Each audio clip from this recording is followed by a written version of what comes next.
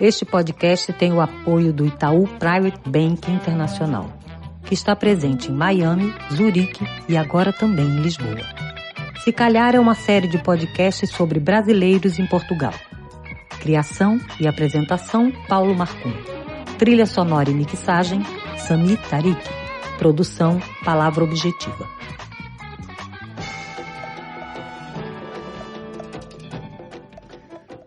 Olá, sou Paulo Marcum, jornalista e escritor e atualmente vivo em Lisboa. Nesta edição do Se Calhar, vamos falar de educação e conversar com a atriz brasileira Luana Piovani. Teremos ainda novas dicas de investimento com Gustavo Tavares e informações sobre uma marca registrada de Portugal, o Azulejo. Fique com a gente, Se Calhar.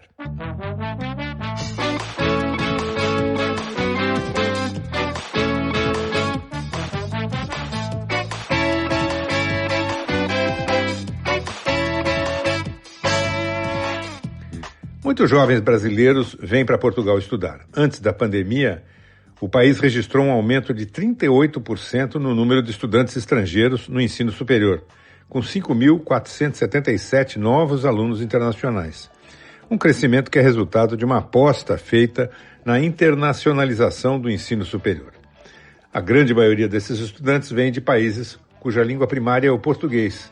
52% são brasileiros. Apenas 173 são de países com outras línguas nativas. No nosso caso, para além da facilidade da língua, contribui o fato de mais de 50 instituições de ensino superior aceitarem os resultados do exame Enem para o ingresso nos cursos. Uma parte desses alunos ainda se vale do programa Erasmus Mundus, que oferece bolsas para quem passar no exame de inglês. Em Portugal, até as universidades públicas são pagas.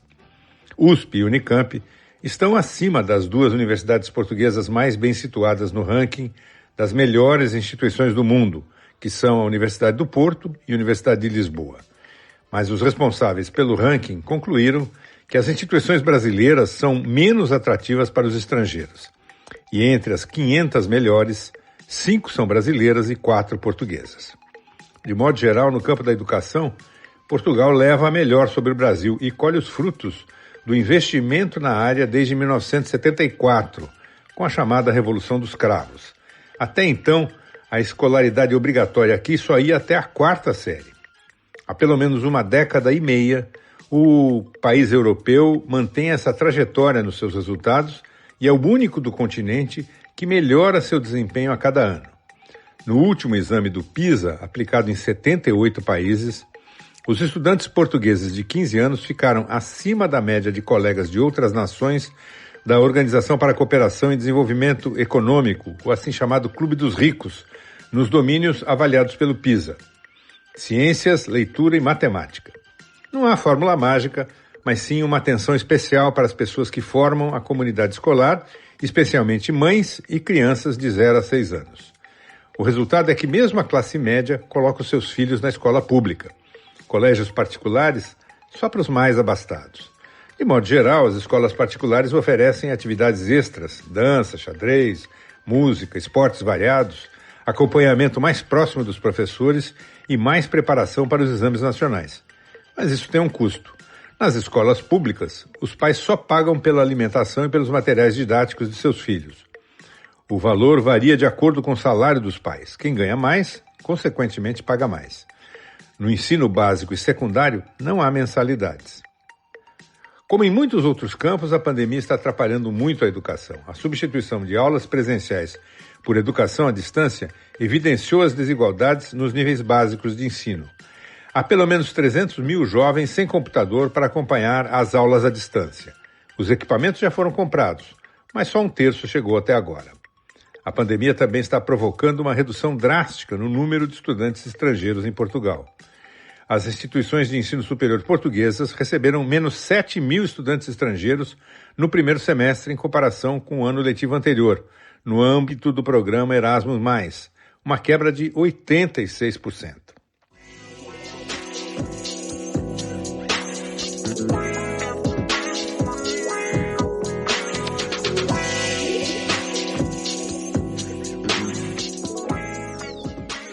A convidada de hoje é a atriz brasileira Luana Piovani, que vive em Cascais, Aos 44 anos, Luana tem 3 filhos, Dom, que está completando 8 anos, e os gêmeos Ben e Liz, de 6. Sua carreira soma mais de 30 programas de TV, 11 filmes e 9 peças de teatro até agora. Antes de trabalhar na TV e no cinema, foi modelo de grandes agências como a Ford Models.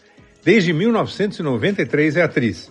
Participou, entre outras, da minissérie Sex Appeal da Rede Globo, sem deixar as passarelas num primeiro momento. Esteve no elenco da novela 4x4. No cinema, estreou no longa Super Colosso, A Gincana da TV Colosso. Atuou ainda em Zuzu Angel, As Aventuras de Agamenon, o Repórter, e O Homem que Copiava, que lhe rendeu o prêmio de melhor atriz coadjuvante no Grande Prêmio do Cinema Brasileiro. Na TV esteve presente na 3ª temporada de Malhação, na minissérie O Quinto dos Infernos, em quadros do Fantástico e no programa Saia Justa, além de novelas, especiais e humorísticos como Caceta e Planeta.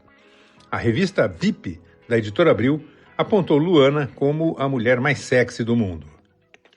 Oi, Luana, tudo bem com você? Tudo bem, Paulo, querido, e com você? Tudo tranquilo. Luana, eu queria começar pelo seguinte, o que é que trouxe você para Portugal? Bom, na verdade, eu tenho 3 filhos. Sim.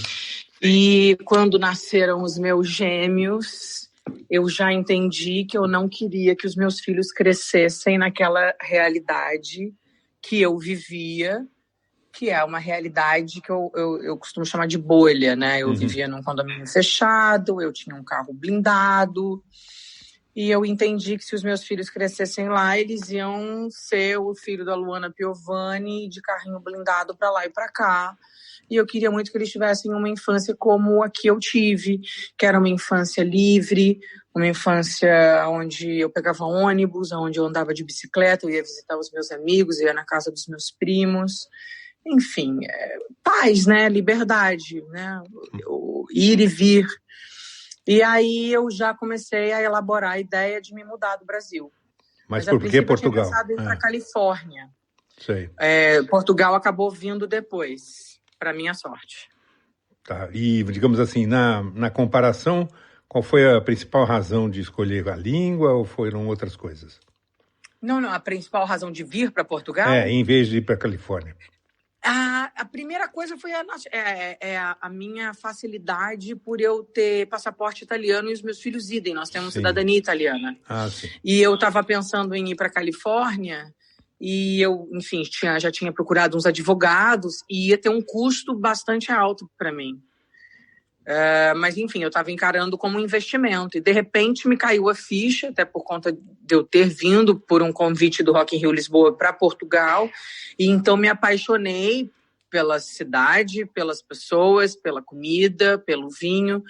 E aí me caiu a ficha. Eu falei, meu Deus, por que eu estou gastando dinheiro indo para a Califórnia? Eu tenho que vir para cá. Uhum. E a carreira? É transferível? Pois é, engraçado, né? Eu nunca exatamente pensei e me preocupei com isso. E é curioso até, né, agora, assim, dando entrevista, começar a pensar nisso, porque se eu fosse para a Califórnia, seria infinitamente mais difícil, né, ainda assim, começar a trabalhar. Mas eu também nunca tive medo do novo, nunca tive medo do difícil. Já estou numa idade onde eu já não almejo mais status, né? Eu quero uma qualidade de vida boa, eu quero viver bem. Então, também não pensava em ir para a Califórnia e virar, sei lá, Cameron Diaz. Para mim, uma peça de teatro, uma participação numa novela, um personagem, não importa. Eu queria ir lá trabalhar, ganhar o meu dinheiro e estar feliz com os meus filhos, né? Conseguir oferecer uma vida de qualidade para eles. Isso você conseguiu. Enfim, e acabou que as coisas se mexeram, graças a Deus. Eu vim para Portugal e eu estou trabalhando super bem. Claro que o fato da língua e de algum jeito as pessoas me conhecerem por aqui facilita muito, né? Sim. E as crianças se adaptaram bem?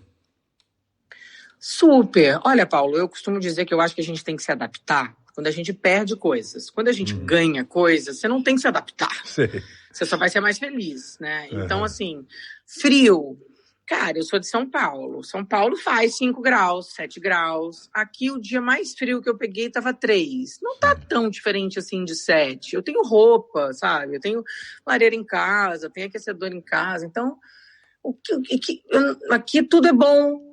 Não consigo achar ruim, assim. Já tenho amigos, os meus filhos não têm dificuldade em fazer amizades, então eles já têm a maltinha, né, que é como eles chamam galera aqui. Uhum.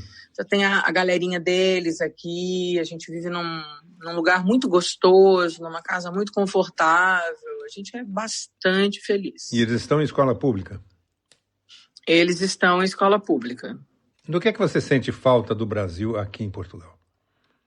Eu sinto falta das pessoas, Paulo. Sinto falta dos meus amigos.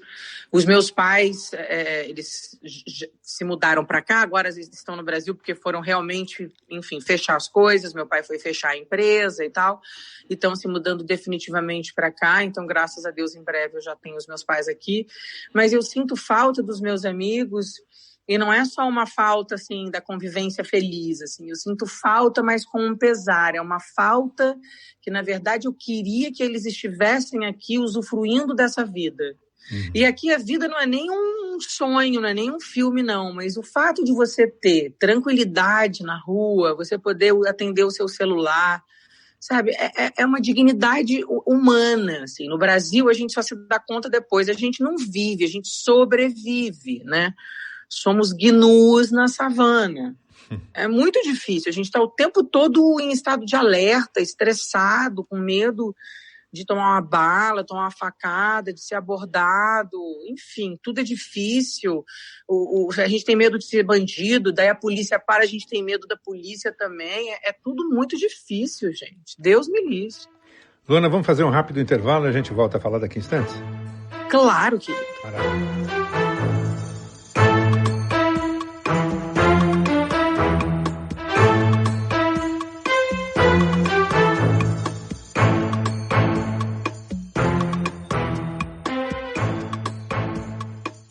Mais uma vez, vamos conversar com Gustavo Tavares, executivo do Itaú Private Bank, na Suíça, sobre investimentos em Portugal. Olá, Gustavo, tudo bem? Tudo bom, Marcon? Como vai? Tudo tranquilo. Nessa segunda conversa, eu queria falar um pouco da possibilidade, se é que existe, de Portugal ser uma espécie de porta de entrada para o investidor brasileiro se aventurar em outros mercados, sejam da Europa, Estados Unidos, outros países. É mais fácil do que a partir do Brasil? Portugal, já estando na União Europeia, por si só já abre portas para todo um universo de investimentos localizados na Europa, obviamente. Então, as companhias todas localizadas na Europa captam recursos e recebem investimentos provenientes dos países que compõem a União, e Portugal faz parte. Além disso, a visão de investimento na Europa é uma visão muito mais global do que a que existe hoje no Brasil. O Brasil, ainda por uma herança do passado, de ter uma taxa de juros que foi muito alta durante décadas, ele tem um viés muito para dentro. Então, o investidor brasileiro ainda investe muito em ativos brasileiros. É verdade que isso está mudando agora mais recentemente, porque os juros do Brasil caíram dramaticamente de 1 ano e meio, 2 anos para cá, mas ainda assim o investidor brasileiro, o grosso do seu investimento é feito localmente. Mas eu suspeito que, como em outras coisas, quando a gente acha que Brasil e Portugal é exatamente a mesma coisa, é preciso, digamos, entrar com cautela para entender aonde se está caminhando, ou é apertar um botão e está tudo resolvido? Um aspecto que sempre tem que ser levado em consideração é a questão dos impostos. Sim. A tributação, obviamente, em Portugal, ela segue um regime completamente diferente daquela tributação adotada no Brasil.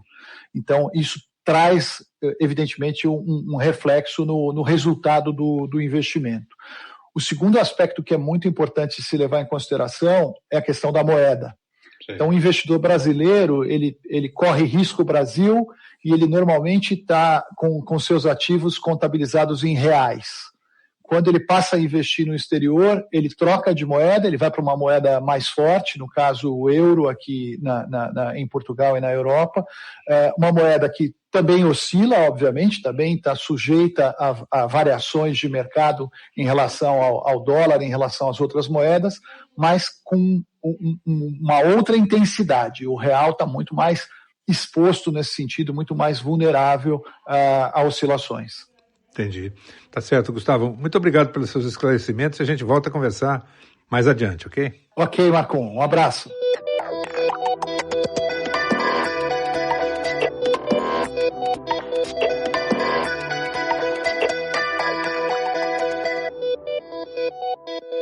Bem, estamos de volta com Luana Piovani, que vive em Cascais, aqui próximo a Lisboa.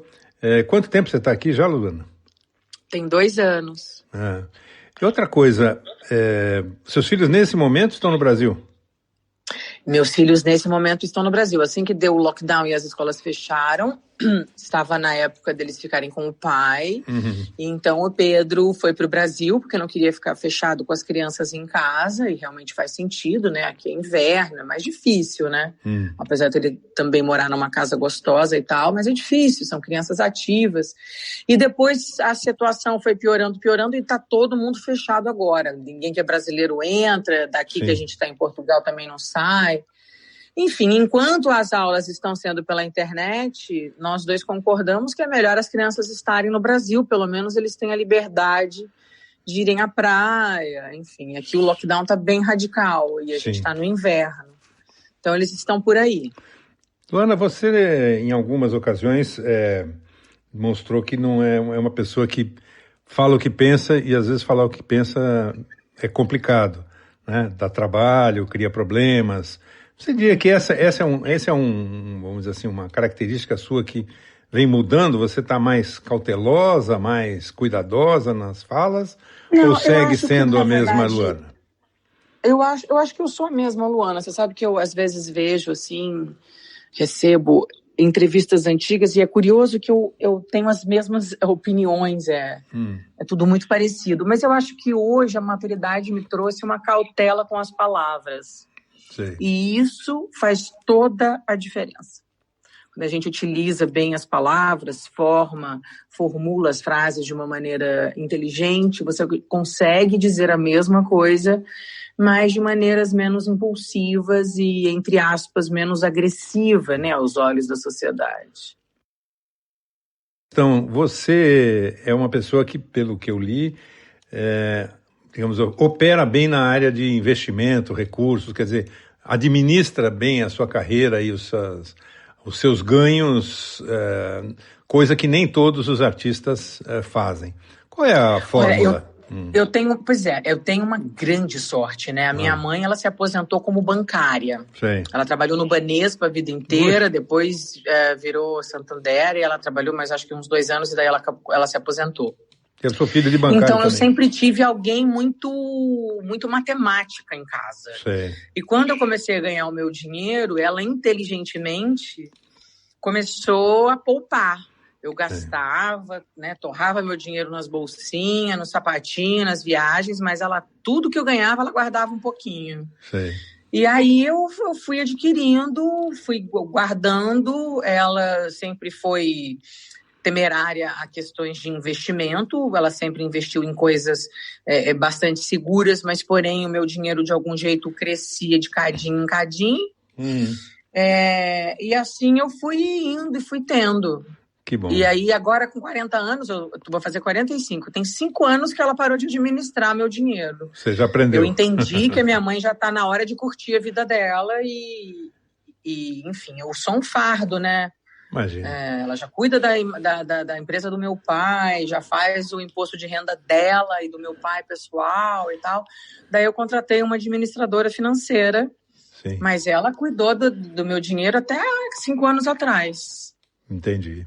Quando terminar a pandemia, o que é que você pensa em fazer em termos de atuação? Qual é o primeiro projeto? Olha, na verdade, eu estou bastante otimista. Começaram as vacinas já aqui em Portugal. A gente está num lockdown bem radical. Sim. E vamos nos manter nele até a Páscoa, ou seja, até 4 de abril. Então, eu acho que quando esse lockdown acabar, a nossa situação vai estar muito melhor. Abril já é do lado de maio. Sim. E acho que estaremos todos vacinados em junho. Tomara. E aí, eu estava pré-produzindo uma peça, que agora com esse lockdown deu uma estacionada, mas enfim, voltando em abril, eu estava pensando em estrear em maio. Aqui em Portugal? Exatamente, um projeto pessoal, onde eu canto e conto histórias da minha vida. Ah, que legal. Já tem título? Já tem título, chama-se Os Cantos da Lua. Ah, entendi. Que legal. E eu estava pensando em estrear maio, pode ser que a gente estreie em junho, pode ser que a gente estreie em julho, vamos ver. Tá certo. Luana, muito obrigado pela sua entrevista, boa sorte aí na volta aos palcos. Obrigada, foi um prazer falar com você. Obrigada. Todo meu, Paulo, um beijo bem grande. Beijo. Obrigado, querida.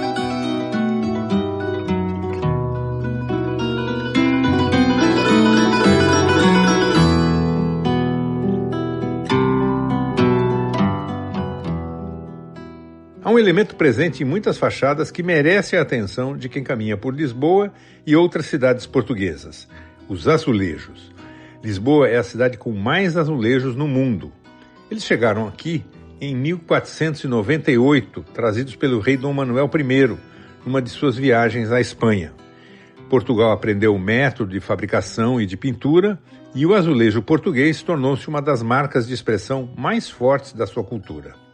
Do Oriente, os portugueses copiaram o brilho e os motivos ornamentais. Da China, trouxeram o azul da porcelana.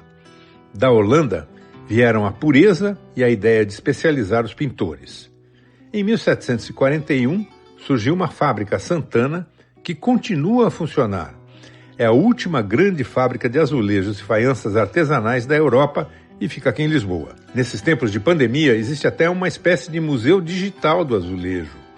O site www.azulejosporto.pt foi criado em junho de 2016 por Alba Plaza e Marisa Ferreira, como forma de preservar o patrimônio e torná-lo conhecido mundialmente.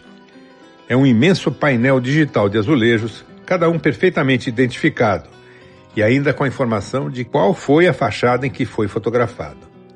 Quando for possível, vale conhecer o Museu Nacional do Azulejo, instalado em 1980 no Convento da Madre de Deus, em Lisboa. A cidade também tem artesãos especializados em restaurar azulejos antigos, como Isabel Colher e Cristina Lopes.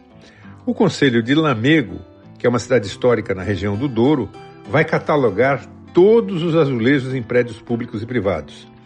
Pretende, assim, garantir a preservação desse patrimônio cultural. Na fachada do prédio onde moro, em Lisboa, há um pequeno quadro de azulejos com a representação de Jesus Cristo. Em muitos prédios da cidade aparecem imagens de santos. Eu imaginava que fosse uma demonstração da fé católica dos lisboetas, que também aparece nas festas juninas, principalmente na de Santo Antônio. Fui entender melhor e me dei conta de que esse hábito surgiu depois do grande terremoto de 1º de novembro de 1755, que destruiu quase toda a cidade. Na demorada reconstrução, os azulejos conquistaram a fachada de muitos edifícios. Por serem um revestimento eficiente para evitar a umidade e reduzir o frio no inverno, e no caso dessas imagens, para garantir a proteção do santo, ou de Nosso Senhor ou Nossa Senhora, para aquela construção e seus habitantes. Como Portugal não está livre de sofrer um novo terremoto, se calhar, como dizem, toda ajuda é bem-vinda.